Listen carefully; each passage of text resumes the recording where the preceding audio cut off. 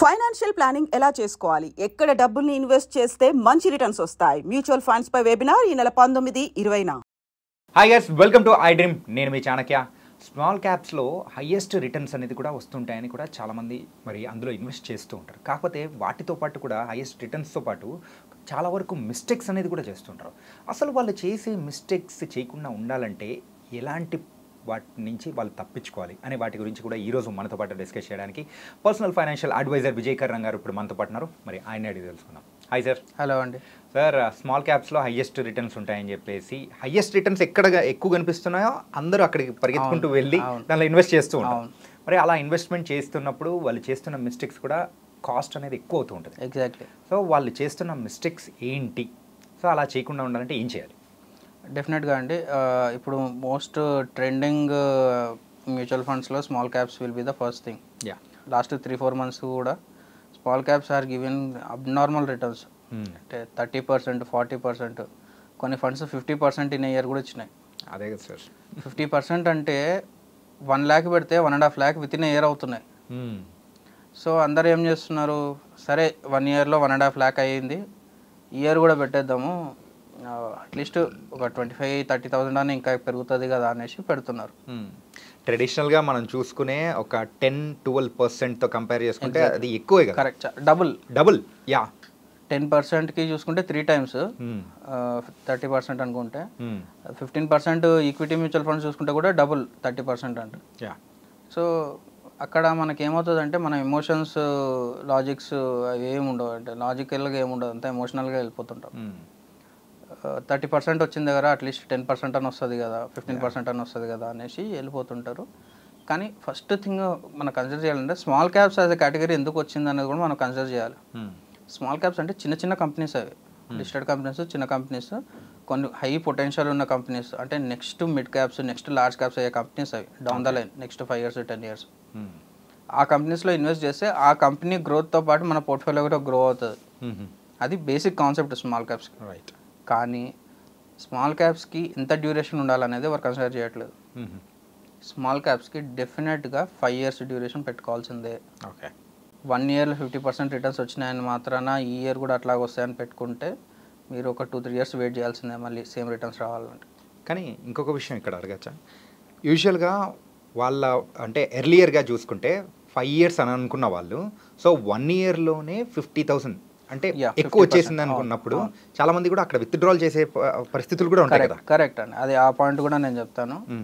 ఇప్పుడు 1 lakh మీద 50,000 అయ్యింది, 50% అయ్యింది, విత్డ్రాల్ చేస్తే ఏమో ఉంటుంది 1.5 lakhs ఉంటుంది.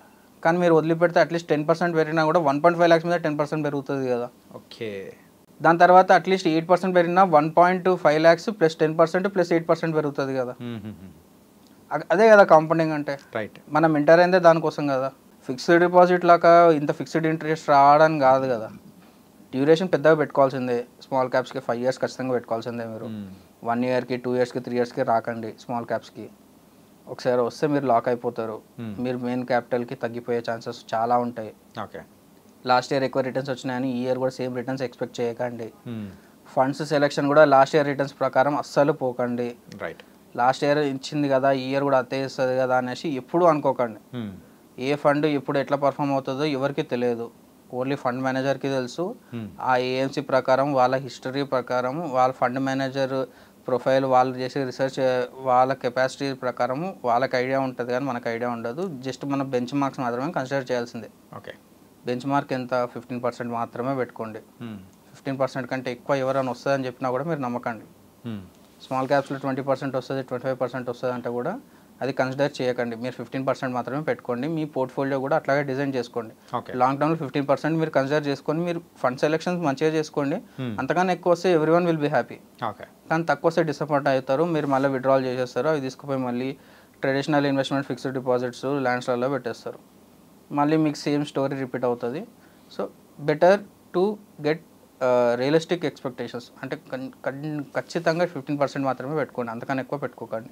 కానీ మీరు చెప్పిన దాంట్లో యూజువల్గా చేసే మిస్టేక్స్ అన్నీ అదే అనమాట. ఒక్కసారి తగ్గిపోయింది అని అనుకున్నప్పుడు మళ్ళీ వాళ్ళ ఓల్డ్ వే ట్రెడిషనల్ ఎలా ఉందో సో ఆ ఇన్వెస్ట్మెంట్ జోలికి వెళ్ళిపోతుంటారు. ఇప్పుడు మనం ఇంతకుముందు మీరు అన్నట్లుగా 1.5 lakhs 1 lakh 1.5 lakhs అయ్యింది, తర్వాత విత్డ్రా చేస్తే ఒక రకంగా చేయకుండా ఒక రకంగా ఉంటుంది కదా. దాని గురించి మనం మాట్లాడుకుంటే 1.5 lakhs నెక్స్ట్ 1-2 years పెరగకపోయినా సరే ఆ తర్వాత అట్లీస్ట్ ఒక 10-20% పెరిగినా కూడా మీకు అక్కడ కాంపౌండింగ్ స్టార్ట్ అవుతుంది. కానీ మీరు విత్డ్రాల్ చేసి ఫిక్స్డ్ డిపాజిట్ చేస్తే మళ్ళీ 6-7% పడిపోతుంది కదా.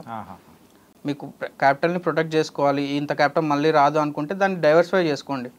2-3 డిఫరెంట్ ఫండ్స్ పెట్టుకొని అక్కడ పుష్ చేసి పార్క్ చేసి పెట్టుకోండి. అంతేగాని లేదు అంటే అక్కడనే వదిలిపెడితే ఇంకా బెటర్, కాంపౌండింగ్ ఇంకా మంచి పర్ఫామ్ అవుతుంది. అంటే ఇంకొకటి, సో ఇప్పుడు 1 lakh పెట్టినప్పుడు 50,000 అనేది కూడా 1 yearలో వచ్చిన తర్వాత 1 lakh అలాగే కంటిన్యూ చేస్తూ ఆ 50,000 అనేది కూడా అంటే విత్డ్రాల్ అనేది కూడా చేసుకుంటూ ఉంటారు కదా. అప్పుడు మీరు ఎగ్జిట్ లోడ్ కన్సిడర్ చేయాలి, మీకు ట్యాక్సెస్ ఎంత పడుతున్నాయో కన్సిడర్ చేయాలి, ఇవన్నీ కన్సిడర్ చేసుకొని ప్లాన్ చేసుకోవచ్చు, అట్లా కూడా ప్లాన్ చేసుకోవచ్చు. కాకపోతే అది అలాగే మీరు అన్నట్టు వదిలిపెట్టేసి సో దాని మీద కాంపౌండింగ్ అనేది వస్తూ ఉంటేనే మనకు ప్లస్ అవుతుంది. ఎగ్జాక్ట్లీ, లాంగ్ టర్మ్ గోల్స్ దాన్ని వదిలిపెట్టడం వల్లనే ఇంకా మీకు ఎక్కువ అడ్వాంటేజ్ ఉంటుంది విత్డ్రాల్ చేయడం కన్నా. కానీ చాలా మంది విన్నారు అంటే అంత క్యాపిటల్ విత్ ఇన్ ఇయర్ చూసేసరికి 50% చూసేసరికి they will tend to withdraw it immediately. Human psychology. Yeah it's a psychology. And ఓన్గా చేసే వాళ్ళకి డెఫినెట్గా ఈ ఇంపాక్ట్ అయితే ఖచ్చితంగా ఉంటుంది. రైట్. అడ్వైజర్ రోల్లో ఉన్నప్పుడు వాళ్ళు అట్లీస్ట్ ఇన్సిస్ట్ చేస్తారు, సార్ మీరు ఖచ్చితంగా ఉండండి, ఈ ఇయర్ వచ్చింది కదా, నెక్స్ట్ ఇయర్ ఇంకా వేరే ఫండ్స్ చూడడానికి ట్రై చేద్దాం, ఇంకా బెటర్గా పర్ఫామ్ చేయడానికి ట్రై చేద్దాం అని చెప్తారు. బట్ ఓన్గా చేసుకున్న వాళ్ళు డెఫినెట్గా దీనికి ఇట్స్ ఏ ట్రాప్ అనమాట, ట్రాప్లో పడిపోతారు డెఫినెట్గా. ఓకే, అది అవాయిడ్ చేయడం ఇట్స్ ఎ బెటర్ ఆప్షన్. ఇదంతా షార్ట్ టర్మ్కి ప్లాన్ చేస్తున్నారు చాలామంది, స్మాల్ క్యాప్స్కి 1 yearకి 2 yearsకి ప్లాన్ చేస్తున్నారు. అది డెఫినెట్గా 5 yearsకి చేయాల్సిందే, అది మనం మాట్లాడుకున్నాము. అండ్ ఇంకొకటి ఏంటి అంటే స్మాల్ క్యాప్స్లో పక్క వాళ్ళకి ఎక్కువ పర్ఫార్మెన్స్ వచ్చిందని చెప్పేసి మనకు కూడా అంతే వస్తుందని చెప్పేసి సేమ్ ఫండ్లో పెడుతున్నారు.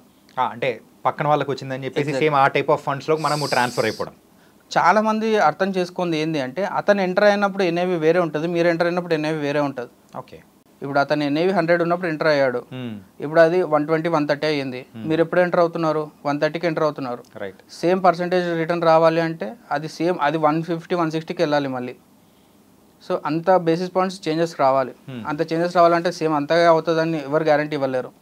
సో ఇప్పుడు ఎంటర్ అవుతున్నాం, fund performance is different, me portfolio performance is different. Right. Fund 20-30% ఇవ్వచ్చు, కానీ మీ ఫండ్ పర్ఫార్మెన్స్ అంత ఇస్తుందా లేదా అనేది డిపెండ్స్ ఆన్ యూ. అంటే మీరు ఏ టైంలో ఎంటర్ అవుతున్నారు, ఎప్పుడు ఎగ్జిట్ అవుతున్నారు అనేది ఇంపార్టెంట్. అండ్ ఇంకోటి కన్సిడర్ చేయాల్సింది ఏంటి అంటే ప్యానిక్ సెల్లింగ్ అయితే డెఫినెట్గా అవుతుంది స్మాల్ క్యాప్లో. ఓకే. ఇన్వెస్ట్మెంట్ వచ్చినప్పుడు ఎంత సంతోషపడతారో, ఇన్వెస్ట్మెంట్ ఎప్పుడైతే మార్కెట్ డౌన్ ఉన్నప్పుడు తగ్గిపోయినా అంతే ప్యానిక్ అవుతారు. ఇప్పుడు 1.5 lakh అయిందని మనం మాట్లాడుకున్నాం కదా, ఒకవేళ మార్కెట్ బాగాలేకపోయినప్పుడు 1,80,000 90,000 అయినా కూడా డెఫినెట్గా మొత్తం ఎరేజ్ చేసేస్తారు అమౌంట్ మొత్తం. సో అక్కడ బిగ్గెస్ట్ బ్లండర్ అది. ఇంకోటి అప్పుడు 80,000 అయినప్పుడు ఇఫ్ యూ హ్యావ్ అట్లీస్ట్ 10-20,000 ఉంది అనుకుంటే దాన్ని బ్యాలెన్స్ చేసేయండి మీరు. ఓకే. మీకు మార్కెట్ ఫాలో అయినప్పుడు నెంబర్ ఆఫ్ యూనిట్స్ పెరిగిపోతాయి. అప్పుడు మీరు అంతకుముందు 100 రూపీస్ ఉన్నప్పుడు మీకు వచ్చిన యూనిట్స్కి ఈ అడిషనల్ 10-20,000 ఇన్వెస్ట్ చేసినప్పుడు వచ్చిన యూనిట్స్కి ఓవరాల్గా చూసుకుంటే మీకు నెంబర్ ఆఫ్ యూనిట్స్ పెరిగిపోతాయి. ఓకే. అప్పుడు ఎప్పుడైతే ఫండ్ పర్ఫార్మెన్స్ పికప్ అయ్యిందో you will get more returns అనమాట. రైట్. సో ఈ లాజిక్స్ చాలా తక్కువ మందికి తెలుసు అనమాట. ఇప్పుడు కోవిడ్ లాంటి సిచ్యువేషన్లో చాలామంది ఏం చేశారంటే వాళ్ళ పోర్ట్ఫోలియోస్ అన్నీ 20% 25% కూడా తగ్గిపోయినాయి. చాలామంది ఏం చేశారంటే విత్డ్రాల్ చేసేసారు. మాకు ఇంక కోవిడ్ అంటే అప్పుడు సిచ్యువేషన్ అలా ఉండే, కోవిడ్ లాంటి సిచ్యువేషన్లో ఇంకా నెక్స్ట్ ఏమి ఉండదు, ఈ ఫండ్స్తోనే మనం సర్వైవల్ కావాలని విత్డ్రాల్ చేస్తారు. కొంతమంది కొంచెం స్మార్ట్గా ఆలోచన చేసి ఎమర్జెన్సీ ఫండ్స్ మెయింటైన్ చేసిన వాళ్ళు, అసెట్ అలొకేషన్ చేసుకున్న వాళ్ళు ఏం చేశారు అంటే వాళ్ళ దగ్గర క్యాపిటల్ మెయింటైన్ చేసిన వాళ్ళు కూడా ఉన్నారు కొంతమంది. లేదు అంటే కొంతమంది లోన్స్ కూడా తీసుకున్నారు ఉన్నదాని మీద. లోన్స్ తీసుకొని కూడా ఇన్వెస్ట్ చేస్తారు స్మాల్ క్యాప్స్లో కానీ ఇట్లాంటి హైలీ అగ్రెసివ్ ఫండ్స్లో. ఎందుకంటే పడ్డప్పుడు ఎంత తొందరగా పడ్డదో రికవర్ అయినప్పుడు అంత ఫాస్ట్గా రికవర్ అవుతాయి. ఓకే. ఈ స్ట్రాటజీస్ తెలియదు ఉంటారు. రికవర్ అయినప్పుడు within 6 months within 1 year complete capital వాళ్ళు రికవర్ చేసేసుకున్నారు. ఇంకా దాని మీద ఇంకా ఎక్కువ అప్రిసియేషన్ కూడా వచ్చింది, క్యాపిటల్ అప్రిసియేషన్ కూడా వచ్చింది. అంటే నెక్స్ట్ 1-2 years రావాల్సిన capital appreciation within 6 months within 1 year కూడా వచ్చింది అనమాట వాళ్ళకి. యూజువల్లీ అక్కడైతే రీసెర్చ్ ఇస్ వెరీ ఇంపార్టెంట్, ఆ నాలెడ్జ్ అనేది కూడా వెరీ ఇంపార్టెంట్. అది ఎట్లాగంటే కంప్లీట్ మీకు ఒక 10-15 years మార్కెట్లో మీరు చూస్తున్నారు, మీరు రెగ్యులర్గా ఉన్నారు, మీకు మ్యూచువల్ ఫండ్స్ గురించి కంప్లీట్ అవేర్నెస్ ఉందంటే డెఫినెట్గా మీకు ఆ ఐడియా వచ్చేస్తుంది, ఎవరికైనా వస్తుంది. ఓకే. మీకు 10-15 years మీరు చూస్తున్నారు, ఫండ్స్ పర్ఫార్మెన్స్ చూస్తున్నారు, మార్కెట్ ఇంత వాలిటిలిటీ ఉంది, ఇంత చేంజెస్ ఉంటుంది, ఒక న్యూస్ హెడ్లైన్స్ వల్ల ఇంత ఇంపాక్ట్ పడుతుంది మీకు ఏ రోజు అర్థమవుతుందో అప్పుడు మీకు ఈ అవేర్నెస్ వచ్చేస్తుంది అనమాట. సో ఆ థింగ్ కన్సిడర్ చేయాలి. అండ్ నెక్స్ట్ థింగ్, ఎస్ఐపిస్ని అసలు అందరు ఇగ్నోర్ చేస్తున్నారు స్మాల్ క్యాప్స్లో. స్మాల్ క్యాప్స్ అనేది మీకు ఎంత రిటర్న్స్ ఇస్తుందో అంత రిస్క్ ఇస్తుంది, అంత రిస్క్తో వస్తుంది. కాబట్టి మీరు better to start with SIPs. Longer డ్యూరేషన్స్లో మీకు NAV will be the better thing and మీకు రిటర్న్స్ కూడా మంచిగా ఉంటుంది. XIRR CAGR will be the best thing for you. Lump sums small క్యాప్స్లో నేను సజెస్ట్ చేస్తాను, కంప్లీట్గా అవాయిడ్ చేయండి లంసమ్స్. ఒకవేళ ఇన్వెస్ట్ చేసినా కూడా STP రూట్లో అట్లా ఇన్వెస్ట్ చేయండి, కానీ డైరెక్ట్గా ఒకటేసారి ఇన్వెస్ట్ చేయకండి. You may end up losing money, main capital కూడా ఎరోడ్ అయ్యే ఛాన్సెస్ ఉంటాయి. ఓకే, మెయిన్గా యూజువల్గా ఇన్వెస్టర్స్ ఎవరైతే ఉన్నారో వాళ్ళు ఇలాంటి మిస్టేక్సే చేస్తూ ఉంటారు. కరెక్ట్ అండి. అండ్ నెక్స్ట్ థింగ్, చాలామంది ఏం చేస్తారంటే వాళ్ళ దగ్గర ఉన్న సేవింగ్స్ అదంతా తీసుకొని పెట్టేస్తారు. ఏదైనా ఎమర్జెన్సీ రిక్వైర్మెంట్ వచ్చినప్పుడు అమౌంట్ విత్డ్రాల్ చేసుకుంటారు. స్మాల్ క్యాప్స్లో కూడా పెట్టుకుంటున్నారు. వాళ్ళు అర్థం చేసుకోవాల్సింది ఏంటి అంటే, ఇన్ కేస్ వాళ్ళకి రిక్వైర్మెంట్ వచ్చినప్పుడు మార్కెట్ ఒకవేళ కరెక్షన్లో ఉందనుకోండి, 5% 10% కరెక్షన్లోకి వచ్చిందనుకోండి, అంత రాదు. ఒకవేళ వచ్చినా కూడా అప్పుడు వాళ్ళు విత్డ్రాల్ చేసినప్పుడు నెంబర్ ఆఫ్ యూనిట్స్ ఎక్కువ వెళ్ళిపోతాయి వాళ్ళకి. అది రికవర్ చేయడానికి చాలా టైం పడుతుంది వాళ్ళకి. ఓకే, ఇక్కడ మ్యూచువల్ ఫండ్స్లో ఎక్కువగా మనకు తీసుకునేటప్పుడే ఆ యూనిట్స్ ఎక్కువ ఉన్నాయంటేనే మనకు నెంబర్ ఆఫ్ యూనిట్ అంటే తక్కువ ఎన్ఏవి ఉన్నప్పుడు మీకు నెంబర్ ఆఫ్ యూనిట్స్ ఎక్కువ వస్తాయి కదా, ఆ క్యాలిక్యులేషన్ అనేది ఖచ్చితంగా ఉండాలి. ఓకే, అది కన్సిడర్ చేసుకుంటే, అంటే మీరు విత్డ్రాల్ చేసేటప్పుడు మార్కెట్ కండిషన్ ఎట్లుంటుందో తెలియదు, అంటే మీకు లిక్విడిటీ ఇష్యూ వస్తుంది ఇక్కడ. సో అక్కడ మీరు బ్యాలెన్స్డ్ అప్రోచ్కి వెళ్తే you will be in safer hands అనమాట.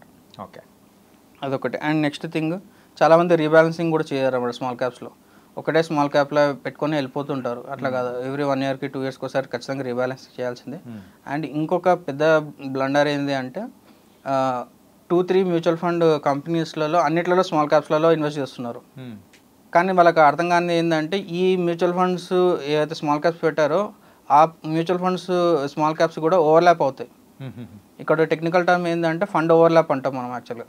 ఓకే, ఈ మ్యూచువల్ ఫండ్ కంపెనీస్లో ఉన్న స్మాల్ క్యాప్ కంపెనీస్, ఈ వేరే మ్యూచువల్ ఫండ్లో ఉన్న స్మాల్ క్యాప్ కంపెనీస్ రెండు సేమ్ కంపెనీస్లో ఇన్వెస్ట్ చేసే ఛాన్సెస్ కూడా ఉంటాయి.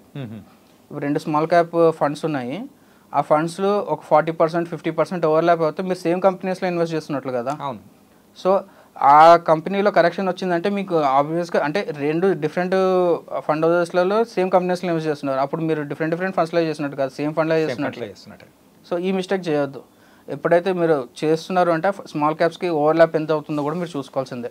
యూజువల్గా అయితే ఒక పిల్లోడిని హైదరాబాద్లో ఒక స్కూల్లో చదివించిన, వరంగల్లో ఉండి ఏం చదివించిన సిలబస్ ఒకటే కాబట్టి సో ఎట్లొచ్చినా అక్కడే తేడా. కరెక్ట్ అండి. అంటే ఇప్పుడు మనం 2 డిఫరెంట్ అని మనం బయట లేబుల్ డిఫరెంట్గా ఉంది, ఫండ్ హౌస్ డిఫరెంట్గా ఉంది అనుకుంటాం, కానీ లోపల ఏ కంపెనీస్ ఉన్నా కూడా మనం చూడాల్సిందే. ఓన్గా చేసుకున్న వాళ్ళు ఇదంతా రీసెర్చ్ చేయాల్సిందే. Okay, because me hard and money అక్కడ పెడుతున్నారు కాబట్టి మీరు రీసెర్చ్ చేయాల్సిందే. అండ్ లాస్ట్ థింగ్ నేను చెప్పేది ఏంటి అంటే, స్మాల్ క్యాప్స్లో అందరూ ఏమనుకుంటారు, నేను ఇంత రిస్క్ తీసుకుంటాను కదా డెఫినెట్గా నాకు ఇంత రివార్డ్ రావాలనేసి అందరు అనుకుంటారు. కానీ అది ఒక మిత్ అండి, అది ఒక మిస్కన్సెప్షన్. ఎందుకంటే 2005 నుంచి కొన్ని స్మాల్ క్యాప్స్ మనం తీసుకొని చూస్తే వాళ్ళ CAGR వచ్చేసి 15% ఉంది, 15.9% ఉంది టు బి ప్రిసైజ్. కానీ అదే దాంట్లో కొన్ని లార్జ్ క్యాప్ కంపెనీస్ 15.8% ఇచ్చినాయి. అంటే మీకు అంత రిస్క్ అవసరం లేదు, మీకు రిటర్న్స్ రావాలంటే అంత రిస్క్ కూడా అవసరం లేదు. లార్జ్ క్యాప్స్లో కూడా సేమ్ పర్సంటేజ్ ఇస్తున్నాయి, స్మాల్ క్యాప్స్లో ఇస్తున్నాయి. కానీ స్మాల్ క్యాప్స్లో మీకు రిస్క్ ఎక్కువ తీసుకుంటున్నారు, ఎక్కువ వాలిటిలిటీ చూస్తున్నారు. సో ఈ లిక్విడిటీ ఇష్యూస్ వస్తాయి. సో ఇదంతా తగ్గించుకోవడానికి మీరు బ్యాలెన్స్డ్ అప్రోచ్కి వెళ్ళడం will be the best option. Small caps will B అంటే మంచి పర్ఫామ్ చేస్తాయి, కాకపోతే కొన్ని లిమిటేషన్స్ ఉన్నాయి, దానికి ఉన్న ఛాలెంజెస్ దానికి ఉన్నాయి అనమాట. So balanced approach will be the best option అనమాట. Nice sir. స్మాల్ క్యాప్స్లో హైయెస్ట్ రిటర్న్స్ ఉంటాయి, దాంతోపాటు రిస్క్ కూడా అలాగే ఉంటుంది. కరెక్ట్ అండి. అండ్ మిస్టేక్స్ కూడా చాలామంది కూడా చేస్తూ ఉంటారు, దాని ద్వారానే వాళ్ళు తెచ్చుకోవాల్సింది కూడా తెచ్చుకోలేకపోతుంటారు. Correct. Thank you so much. మంచి సజెషన్స్ అనేది కూడా ఇచ్చారు. Thank you sir. Thank you అండి. So guys, small cap investments అయితే ఎవరైతే చేస్తుంటారో హైయెస్ట్ రిటర్న్స్ వస్తుంటాయి, కాకపోతే రిస్క్ కూడా అలాగే ఉంటుంది.